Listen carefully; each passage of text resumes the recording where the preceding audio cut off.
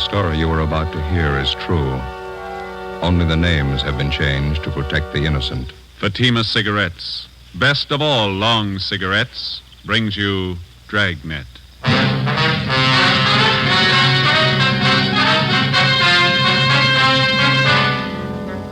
You're a detective sergeant. You're assigned to narcotics detail. A gang of veteran dope peddlers moves into your city. They offer $100,000 worth of heroin for sale. They make their contacts. They're ready to do business. Your job, stop them. You'll be amazed when you compare Fatima with other long cigarettes. Buy a pack of Fatimas. You'll find they now cost the same. Light a Fatima.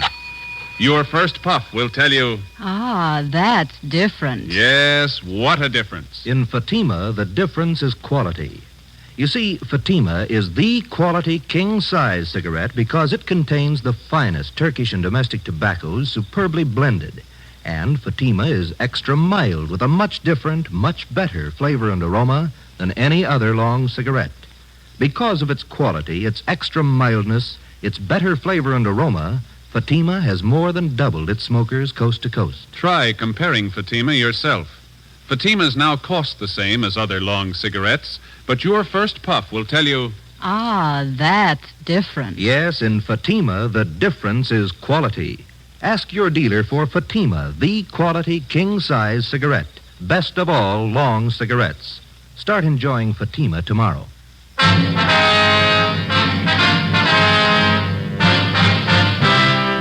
Dragnet, the documented drama of an actual crime. For the next 30 minutes, in cooperation with the Los Angeles Police Department, you will travel step by step on the side of the law through an actual case transcribed from official police files. From beginning to end, from crime to punishment, Dragnet is the story of your police force in action. It was Wednesday, June 24th. It was sultry in Los Angeles. We were working the day watch out on narcotics. My partner's Ben Romero. The boss is Thad Brown, chief of detectives. My name's Friday. It was 9:27 a.m. when I got to the Charing Cross Apartments on 12th Street. The side entrance.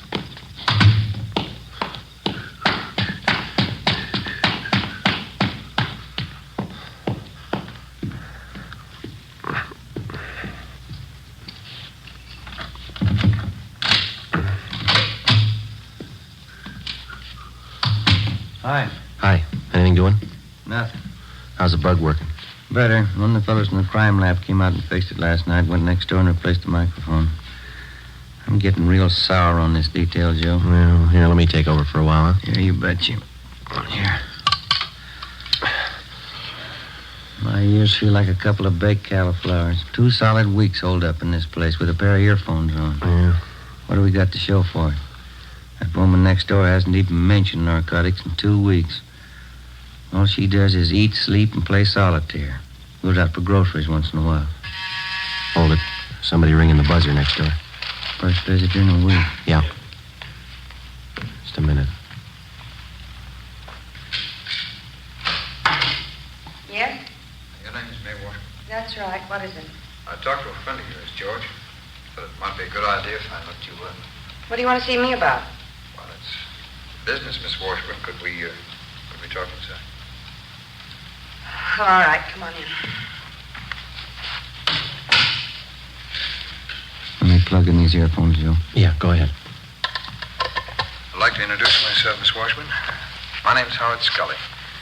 You and George were former associates, I understand. We worked together a little. What can I do for you? Well, George and I are old friends.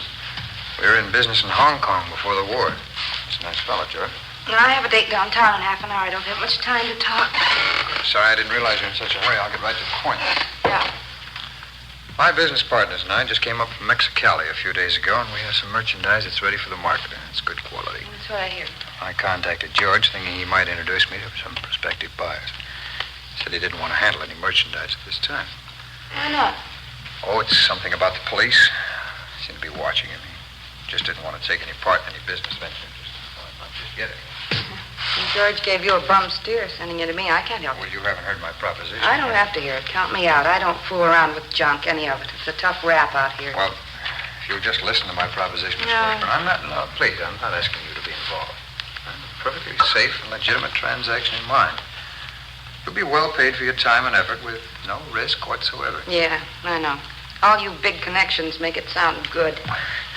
George tells me you're acquainted with the right kind of people. People with money. That's the kind of people that my partners and I want to meet. Now, all I'm asking you to do is introduce me to a few such persons for our mutual benefit, and then you just leave the rest to me. Yeah, it's still too much. If I gave you an office to a buyer and you were caught, they'd get me for conspiracy. No, there's not I've gonna seen too much of it, Scully. It's no sale. Well, you'll just have to believe me, Miss Washburn. No one's going to be caught. Now, we work in an entirely different manner. The police haven't any idea of our method of operation. We've tested it in 6 big cities in the Orient. And not once did it fail us, and I tell you, it's not going to fail us here. It's your story. Well, it's... I'm not chancing a rap to prove you're wrong. Well... Here, do you want a cigarette? Yes, thank you. No, that's right. Okay.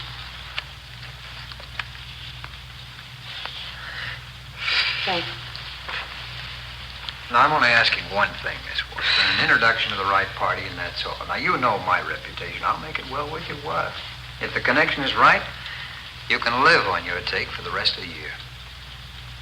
I don't have many friends. Just a few, and I So? guaranteed for my payoff.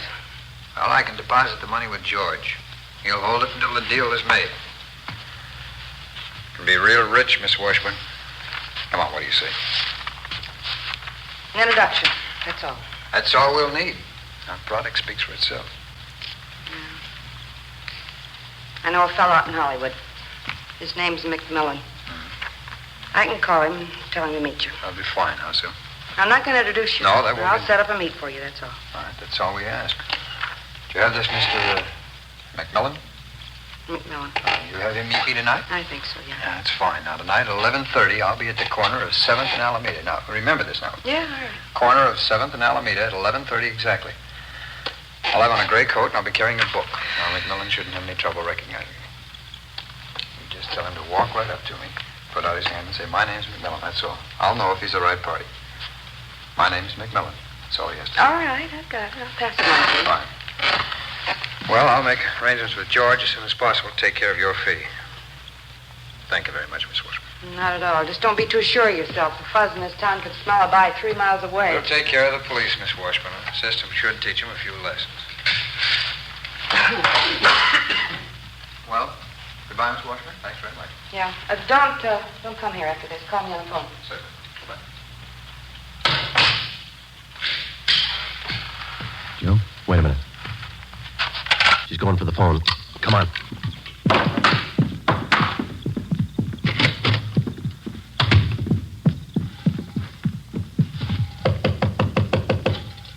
Just a minute. Try the door.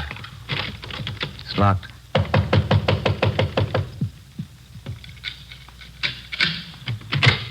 What do you want? Police officers. All right, what's the pitch? I'd like to talk to you downtown. About what? Howard Scully. What about him? We know why he was here. Get your coat, please. I haven't done anything. Come on, lady, let's go. I told Scully I didn't want in. He made the proposition, but I didn't buy it. You know that. I didn't buy a word of it. We did. Before the suspect was taken downtown, we informed her landlady to tell anyone that she'd be out of town for a week. That information was to be passed on to any of her friends or business acquaintances who might try to contact her. After that, we took May Washburn back to the office. After being questioned thoroughly, she was detained for further investigation. At 2 p.m., Ben and I met with Captain Kearney, Central Narcotics, and Inspector Virgil Beckner, State Narcotics Bureau, Southern Division. $100,000 buy, is that what they have in mind? That's the word around town, Skipper. Washburn girl told us the same thing. The Washburn woman was approached for an office, huh? Yes, that's right, Beck. She was ready to go when we picked her up. Pusher's Howard Scully, you remember him? About 9 years ago, wasn't it, the Tijuana deal? 8 or 9 years, yeah. That big heroin buy, they tagged every one of the gang but Scully. Yeah, he's no amateur. He's got every narcotic law in the book memorized. He sets the deals, takes the gravy, but he never gets tagged. How about the federal narcotics men, Romero? They've been briefed on this deal? I called Harry Stone over there this morning. They've been following it, too. Said he'd be over this afternoon. The setup of this McMillan guy. What do you think, Captain? Clear sailing there, Beck, as far as I can see. Scully set up to meet with May Washburn. Ben and Joe grabbed her before she could contact McMillan. Unless Scully's got a Ouija board, he still must figure everything's Jake. Then we could have a man meet with Scully tonight and pass himself off as McMillan. Well, shouldn't be too much trouble. From the way he talks, Scully's never seen McMillan. Has no idea what he looks like. It's just a guess. Neither one of you are known to Scully, are you? I never met him or his friends. I worked that case last February when we grabbed Ray Murdoch. He used to be a mule for Scully. That's as close as I've been. Well, I'm afraid that's too close. You know how many hype friends Murdoch has in this town. If any of them spot you and pass the word to Scully, the whole deal's choked off. Joe? You think you could pass yourself off as McMillan for a couple of days? I'd like to give it a try. Beck, what do you think? Good with me. We can help with the tailing. Only one possible hitch I can see. Yeah? We're not positive this guy McMillan's a total stranger to Scully. It sure sounded like it, didn't it, Joe? The way Scully and the Washburn girl were talking. It's possible Scully might have seen a picture of McMillan. Maybe he knows something about his background, his habits, how he does business. It's possible, yeah. Suppose Scully starts asking you questions, Joe. How are you going to cover it? Well, we could talk to the Washburn girl again. She might brief us. Now, if we need the guy's life history, let's pick it up firsthand. How do you mean? Get McMillan. Late that afternoon, Stanley McMillan was located at a small restaurant out in the valley and quietly placed under arrest. He was booked at one of the outlying stations on suspicion of violating the State Narcotics Act. We questioned him and got all the necessary information on his background that we needed. He told us that he had never seen or had any dealings before with Howard Scully. 7:30 p.m. I went home, changed my clothes, put away my gun, ID card, and the rest of my identification. An hour later, I checked in at a small hotel near 5th and Main Streets. 11:15 p.m., I left the hotel and started for 7th and Alameda Streets, where the scheduled meet with Howard Scully was to take place. As in most cases, there was one all-important rule that I had to work by. If the suspects were to be arrested and successfully prosecuted, we had to get them with narcotics in their possession or under their control. And one of the first things that the working detective learns is that dealers such as Scully rarely do the actual handling of narcotics except at the actual moment of sale. If the officer fails to make an arrest at that moment, the odds are stacked heavily against the conviction of the narcotics criminal. 11:30 p.m. I got to the corner of 7th and Alameda Streets. I walked up to a man standing by a lamppost. He was short, heavily built, dark hair, dark eyes, and a small scar on his chin. He had on a gray coat, and he carried a book under one arm. I put out my hand. Yes? My name's McMillan. Oh, glad to know you, Mr. McMillan. My name's Scully. Who are you? Understand we have mutual friends, is that correct? That's what I'm told, yeah. You're from Louisiana originally, New Orleans. No. Oh, that's so? Thought you were from Louisiana. Missouri, St. Louis. Oh, I see. I suppose we go for a drive, huh? My hotel's down on 5th. We could talk there. Oh, I think my car would be better. I can't afford to waste time. I got customers waiting. You can believe me, this won't be a waste of time. I'm prepared to do business. All right, let's go. Fine.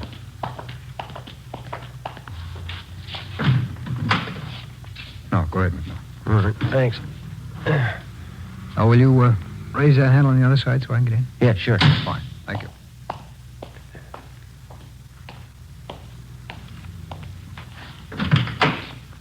You can't be too careful in L.A., I hear. Yeah, that's right. There's a lot of heat. Oh? I hope none of it's on you. Don't worry, I'm clean. No tumbles. Would I be here if there were? I got customers to protect. Good customers. Fine. You know, maybe we can do business. How much can you handle? How much you got? Well, how about 10,000 worth? Standard rate, full measure. Hardly cut at all. Sounds fair. We drove 3 more blocks, and then Scully pulled the car to a stop underneath a row of spreading palm trees on a deserted street. He pulled the emergency brake on, then he turned to me, clamped my arms to my sides, and shook me down. What's the pitch here? What's the idea? No offense, McMillan. Simple precaution in case you had a gun. What do you take me for, mister? I'm not used to doing business this way. That might go real great in the East, but it's nothing out here. Oh, no. I said no offense. This is a hot town. You could be a fuzz. You can't be too careful. You know that. Yeah, well, you don't have to pull that careful stuff with me. Who set up this meet, anyway? May Washburn. All right, if you can't trust her, you can't trust me. Now, maybe I'm not in the mood for business. No, come on. Take it easy, Mac. We work this right, and we both got a good deal. Well, let's get to the point. Where's the stuff? You bring the money, we'll bring the merchandise. Wait a minute. The car that pulled up behind us. Let's get out of here. Oh, you're nervous, Mac. Relax. That's my partner. Come on, I'll introduce you. All right.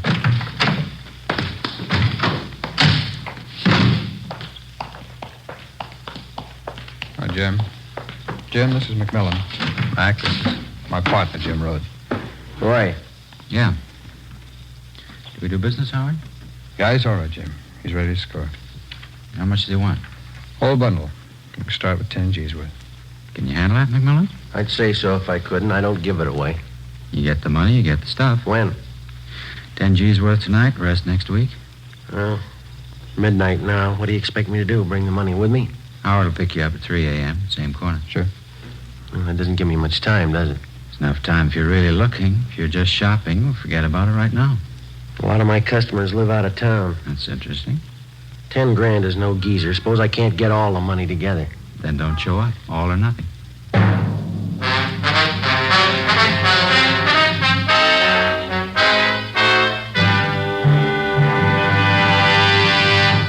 You are listening to Dragnet, authentic stories of your police force in action. Oh, no. Ah, that's different. Yes, what a difference. There's a difference you can hear, there's a difference you can see, but the difference in Fatima is quality. Yes, friends, when you compare long cigarettes, you'll find that in Fatima, the difference is quality. Quality of tobaccos. The finest Turkish and domestic varieties, extra mild and superbly blended to give you a much different, much better flavor and aroma than any other long cigarette. Quality of manufacture. Smooth, plump cigarettes rolled in the finest paper money can buy. Quality even to the appearance of the bright, clean yellow package. Carefully wrapped and sealed to bring you Fatima's rich, fresh, extra mild flavor. Fatimas cost the same as other long cigarettes, but your first puff will tell you... Ah, that's different. Yes, in Fatima, the difference is quality. Ask your dealer for Fatima, the quality king-size cigarette. Best of all, long cigarettes. Start enjoying Fatima tomorrow.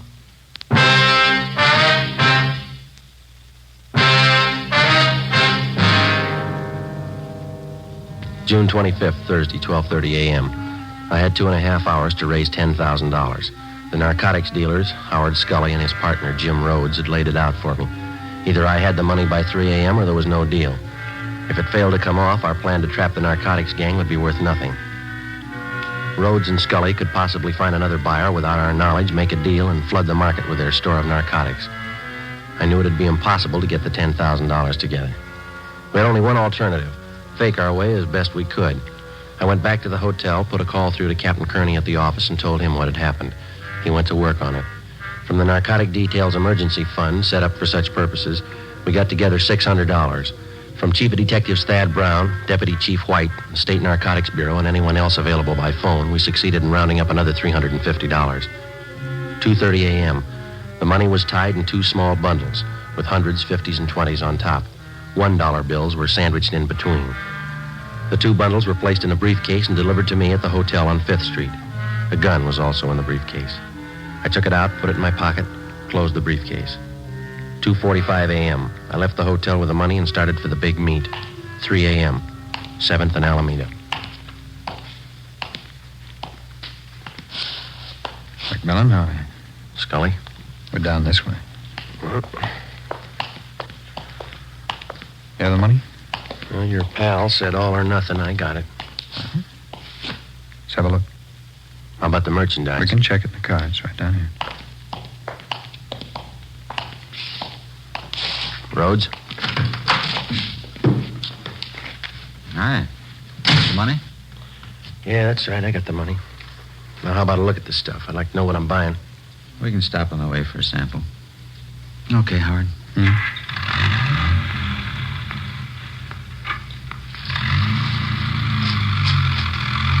Care for some, McMullen? What do you got?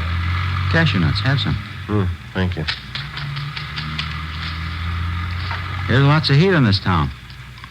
Cops as thick as flies. Yeah, that's right. Rough time. I gotta be careful. What's the reason, anyway? When to start? Well, about 6 weeks ago, Bulls tagged some high school kids. Half dozen of them. Huh? What for? Well, they were regular hypes. Just punks, 18-year-olds. A couple of them were 17. Young squirts. Yeah, and the heat's gonna get worse.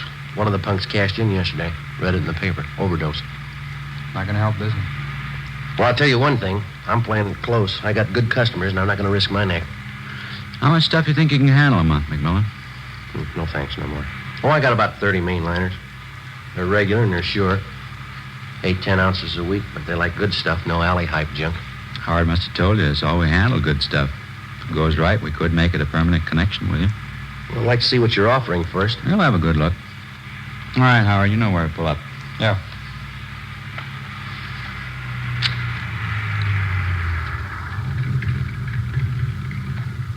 You stay in the car, McMullen. All right.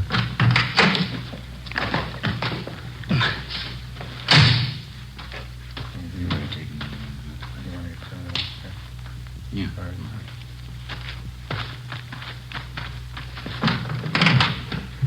All right, Mac, you can get out. Yep.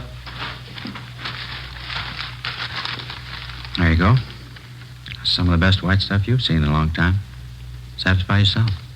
Okay. All right. Okay, it's standard. It's all good. Not just that sample. Okay, I'll go. Okay, now how about the money? All right, have a look. There you are. 1 stack. 2 stacks, 100s, 20s, 10s. A few 5s in there. It's 10 grand. Satisfied? Okay. Jim? Right. Oh, excuse me, Mac. Just a minute. I'm just checking. What do you think you're doing? Get your lousy hands off of me. Now, no offense, McMillan. These are simple precautions. Precautions, nothing. We're doing business, aren't we? You shook me down once tonight. Now, how many times are going to take you? No offense, Mac. He was just checking, that's all. All right, then. Suppose I fan you two down. I got the dough. How do I know this isn't a hijack deal? Now, come on. This business works both ways. Either we have a deal or we don't. We play ball on both sides or not at all. I'm getting sick and tired of taking second place. Okay, Mac, okay. Take it easy. Forget it, Howard. Let's all go back to the car. Sure. I'm sorry, Mac. No offense. Yeah.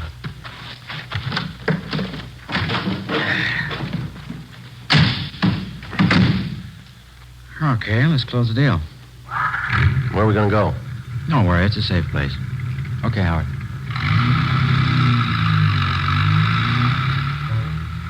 $3:35 a.m. In another hour, it'd start getting light. I knew they'd planned to have the buy take place before then. According to our plan, Ben and Sergeant Hunt, along with the other team of men from the State Narcotics Bureau, they were to tail us to the place of the meet and move in on a signal from me when the buy was actually in progress. 3:45 a.m. Scully drove out North Figueroa onto Pasadena Avenue and turned right onto Avenue 43. We headed up Montecito Drive. The area became more deserted. There were no homes around, no buildings of any kind to provide cover for anybody that might be following. Somewhere below, we could hear the rattle of a freight train on its way to the Southern Pacific yards. Off in the distance, I could see the lights of the city. They looked pretty far away. Scully finally pulled the car to a stop on the crest of the highest hill in the area. We got out.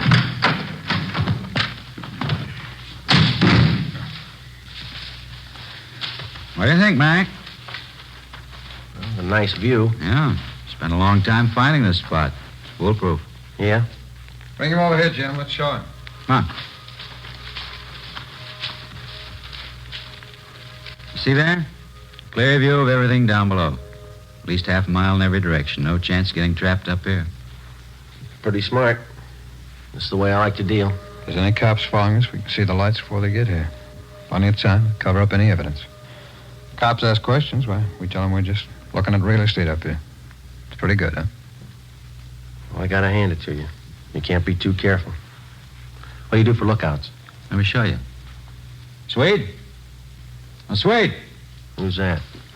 Friend. Yeah, Jim? Well, what's the pitch? Who is this guy? Business pal of Howard and me. Swede, this is Mr. McMullen. What do you say? How do you do? Look, how many people do you need to make a buy, Rhodes, huh? Swede's a lookout. It's a big fella, isn't he? We got enough people here for a Sunday picnic. We need a lookout. You just got finished saying it. We can't be too careful. Well, come on, let's wrap it up. Where's the stuff? Swede, you want to get it? Okay, Howard. How far does he have to go? Close by. Stuff was put away down in the tall grass. Nobody ever found it. It's a good idea. I like the way you operate. Swede will have the stuff for you in a minute. Well, how about the money? Should we count it? Rather wait till Swede gets back. Okay. Let's wait for the car. Can't beat this spot, can you, McMullen? No, it's good. You had no idea how much time we spent looking for it. You did real good. Yeah. Yeah, you can go. Okay, thanks. Now the money, Well, how about counting it out here, huh? I'd feel better keeping an eye on that road down below. Okay, good idea. Well, let's count it, Mac, huh? Yeah, all right. Here you go. There's one bundle, and there's the other. I'll count it, Jim. Yeah, snap it up. We've been here long enough already. 1, 2, 4. Hey, there's quite a few $1 bills here. Huh? Well, there's a few of them, but it's all there, 10 Well, grand. that's how it could be with all these ones. Here, let me see. Don't bother, Rhodes. Here, what are you trying to pull? All right, get away from the car, Scully. You too, Swede. Put the gun down, Mac. You won't get away Get with your it. hands behind your head. That means you too, Rhodes. Nobody's hijacked us, McMillan. You're not going to be the first one. It's no hijack, mister. This is a pinch. He's a fuzz. He's a lousy fuzzy. I knew I should have found him again. Shut up, Howard. You know we can square this with you, Mac. $5,000 cold cash, no questions. You're talking to yourself, Rhodes. I'll make it 10. 10 grand cash. Now you can't afford to pass that up. Come on, how about it, Mac? You're human just like we are. You can use the dough. You keep your hands behind your head, mister. Use some sense, copper. Swede's as strong as a horse. I could put him on you, he'd break every bone in your body. You're gonna have to get past this gun first. You're not going to stop all three of us. How do you think you're going to get back to town? Don't worry, you won't have to walk. You'll never get us downtown. Swede'll break you in half. He'll kill you. You just gave me an idea, Rhodes. Huh? You're pretty tough. Shouldn't bother you. I'll kill the Swede right now. You and Scully can carry his body in front of me. We'll start walking down that road and we hit the nearest place with a phone. I think that'll take care of it, won't it? He hasn't got the guts, Jim. Turn around, Swede. Oh, look, don't kill me, mister. I'll go with you. Don't shoot. Turn around. Stay where you are, Scully. Don't kill him, Copper. Don't kill Swede. We'll do anything you say. Somebody coming. Look, Mac, we'll give you every dime we own. $50,000. Now tell him nothing's happened. Ben, over here. 50 grand, Mac. You can't lose. Right, Joe. Back. Back over this way. The three of them, Ben. Okay. All right, behind your back. Come on. Couldn't get here any sooner, Joe. Had to park at the bottom of the hill or they'd have seen us. Stand still, mister. Yeah. We circled around on foot and climbed up through the grass. I was beginning to think I lost you. All right, you two. Get him behind your back. Back. Hi, Joe. Here's the junk right here. These 2 packages. Good. That ought to sew it up. Look, talk it over with your partners, huh? $50,000. You do the right thing. It's all yours. How about it? 50 grand. You can't lose. What they talking about, Joe? But they got a big deal. They'll give us $50,000 if we let them go. How about it, Tex? You could use the dough, new car, new house. Just forget you ever saw us. Easy as that. 50,000 cash. What do you say, Tex, huh? Sorry, you got the wrong man. What? My name ain't Tex.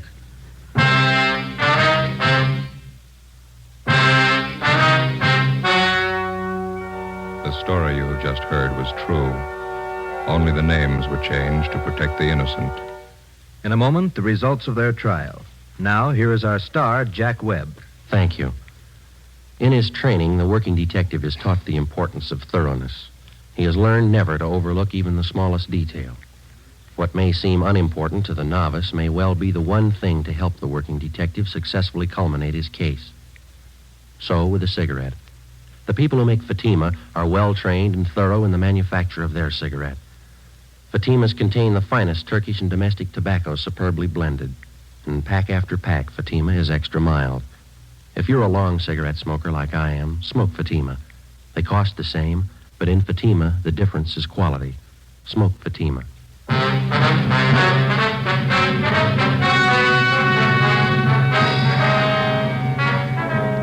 May Washburn, Howard Lewis Scully, James Henry Rhodes, and John Swede Nelson were tried and convicted. They received their sentences as prescribed by law and are now serving their term in the state penitentiary. You have just heard Dragnet, a series of authentic cases, portions transcribed from official files.